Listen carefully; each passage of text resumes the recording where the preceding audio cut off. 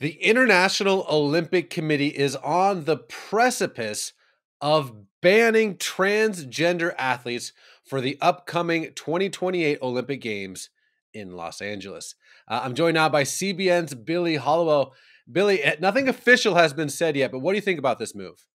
Yeah, I think the move is obviously a response to what we've seen happening, not just in America, but around the world, where people are not only alarmed, but they're looking at sports and they're saying these biological men are coming in, even if they've, done things to try to lower their testosterone, even if they've done things to try to change their bodily makeup, they have an advantage. That has been the argument. And reportedly, what is happening with the International Olympic Committee is that there was research that was presented.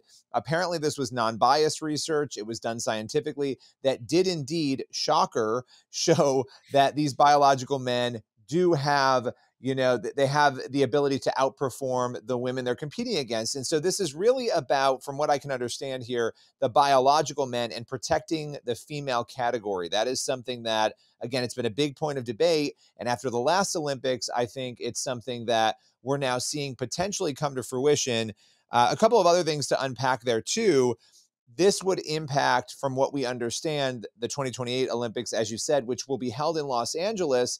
Keep in mind, there would be a major clash between the Trump administration and the Olympic Committee potentially if a change like this weren't made based on the rules and regulations that the Trump administration has put into effect, not allowing biological men to compete in women's sports. I think there's different political opinions you can have here and there, but let me see if you see the same trend that I'm seeing, Billy, which is, hey, you can have your opinion on taxes, you can have your opinion on immigration, but these, um, gosh, I don't know how to say this without being offensive to some people because everyone's offended by something.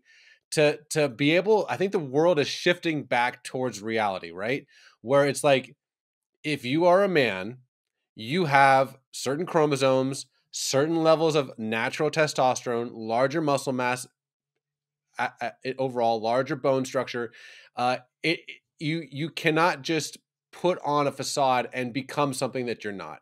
Now that might seem horrifically offensive to some people, but I think for a large section of the country in the world, maybe we're starting to get back to the point where it's like, listen, like, you can do you, but there are certain scientific realities that we kind of like ignored for a few years and tried to play this like weird fantasy thing. And I think there is a level of healing, and I'm going to use that word, when it comes to saying, you know what, men competing with women just isn't right. I know you've talked to Riley Gaines a lot in the past. And so this is something that you're very familiar with. And yeah, the fact that I'm choosing my words carefully shows you how pervasive even having this discussion has become. But I do think now that you're having major bodies like the International Olympic Committee, this isn't right wing public action committee thought process. This is a very broad international organization that's saying, hey guys, there are differences. And that's not offensive, or that might be offensive to some people. That's not hateful. We're just going back to scientific reality. And I think that is a good, healthy thing.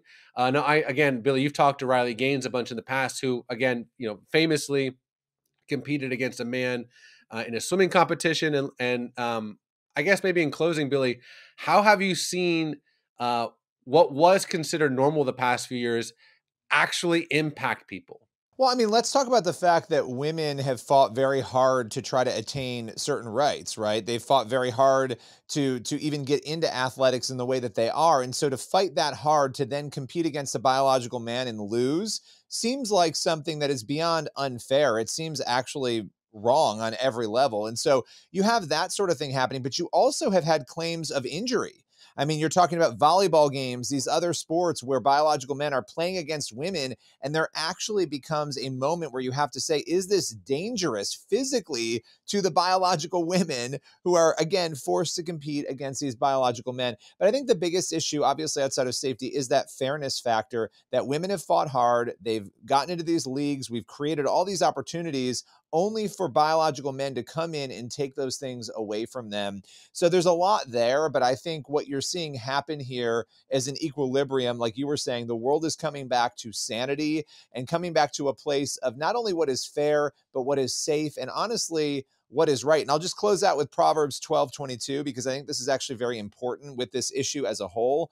Lying lips are an abomination to the Lord, but those who act faithfully are his delight. Telling the truth, we're watching the truth win out right now, and that's incredibly important to this discussion.